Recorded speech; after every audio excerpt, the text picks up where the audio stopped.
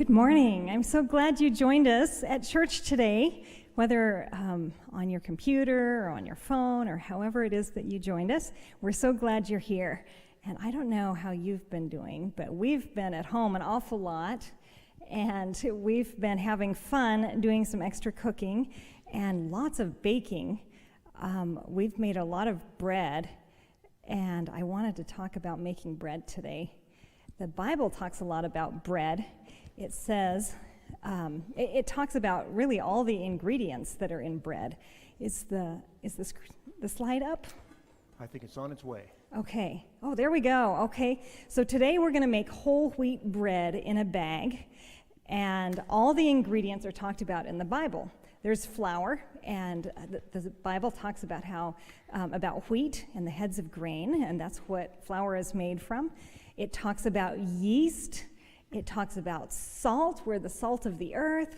It talks about oil. There's a story in the Bible about oil. And it talks about honey. It talks about water. So it talks about every single ingredient. I would just like to challenge you, maybe this afternoon, to see if you can find some of those things that are mentioned in the Bible. But today I want to focus on a certain text, and that is in the book of John, chapter 6, verse 35, and it's where Jesus says, "I am the bread of life. He who comes to me never will go hungry, and he who believes in me never will be thirsty." So we'll never go hungry and never be thirsty. Jesus is the bread of life. Now so that we don't have to make too many meals a day, we've been having sandwiches every day for lunch. And we have homemade bread, and we make tomato sandwiches, and it's so yummy. And it kind of gets us through. It's sort of the bread of life for us. We can go through a whole loaf of bread in one day. And Jesus talked about how he's the bread, how he's our bread of life, and how we won't go hungry. I don't know about hunger for food. Hopefully none of you have been hungry for food. I bet some of you have been hungry for your friends, and maybe hungry for getting together, even hungry for school. Whoever thought you would be hungry for school? But some of you might be hungry for school too. And Jesus says that he can fill us up and he can sustain us. So let's look and see what Sierra and Ellie are doing. They're making this whole wheat bread in a bag, and they put together the flour and the yeast and the salt, and now they're going to add the liquids to it. There's the oil, and then they'll put in the honey. Who can think of a story in the Bible that talks about honey? Do you remember there's Samson? The story of Samson talks about honey. And Solomon talked about honey in some of his writings in Proverbs. Right. So here we're putting some honey in the bag. And this is something that you can do at home, as long as you make sure you clean up afterwards, okay? Because it's really nice for moms when you cook, but if you leave a big mess, that's not quite as fun. Sierra and Ellie do pretty well at cooking. And they put the salt in. We've talked about salt just a little bit. We're the salt of the earth.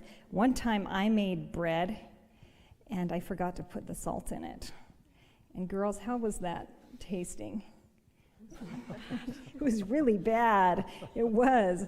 And we as Christians are the salt of the earth. We're the ones who make it taste good. So they just added the water, and now Sierra is going to mix it up a little bit and then knead some extra flour into it. And then Ellie, you want to show us what we do over here? I actually made an extra loaf this morning and got it started. So this is what it should look like after it's risen. I don't know if you can see. It's all bubbly. It's risen nicely. And Ellie's going to put it in the pan for us. See how she's putting some oil on her hands? That keeps the bread from sticking to her hands, the dough. So she sprayed the pan, and it might be a little bit messy trying to get this all out. That's why she has oil on her hands. And she'll just kind of shape it into a loaf and let it rise again. And then we'll have bread, just like in the picture on your screen.